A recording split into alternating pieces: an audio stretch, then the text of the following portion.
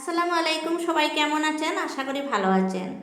আজকে গাছে ভাত দিলে কি হয় সেটাই হচ্ছে আমার ভিডিও। গাছে ভাত দিলে কি হয় সেটা দেখবো আমিও, আর আপনাদেরকেও দেখাবো সেই ম্যাজিকটা। অবশ্যই পরবর্তী ভিডিওতে দেখতে পাবেন। এখানে রয়েছে আমার চিচিঙ্গা গাছ, খুবই দুর্বল হয়ে রয়েছে গাছটা। ভাতগুলো আমি গত রাত্রে ভিজিয়ে রেখেছিলাম, এক রাত ভিজিয়ে এভাবে গাছের জন্য দিয়ে দিলাম। এই বোতলে আমি কিছু সবজির খোসা আগেই দিয়ে রেখেছি গাছের খাদ্য হিসাবে। আর আমি কিভাবে গ্রো ব্যাগে গাছগুলো লাগিয়েছি নতুন বন্ধুদের জন্য আবার এক ঝলক দেখিয়ে দিলাম। আপনারাও যদি সবজির বাগান এবং ফুলের বাগান করে ভালোবাসেন তাহলে অতি অবশ্যই আমার চ্যানেলটাকে সাবস্ক্রাইব করে দিয়ে আমাকে এগিয়ে যেতে সহায় করবেন। তারপরে দেখাবো টমেটো গাছের 1G কাটিং কীভাবে করতে হয়। দেখুন, গাছটা এতটুকু হওয়ার পরে 1G কাটিংটা করে দিতে পারেন, ফুল আসার আগে কিন্তু।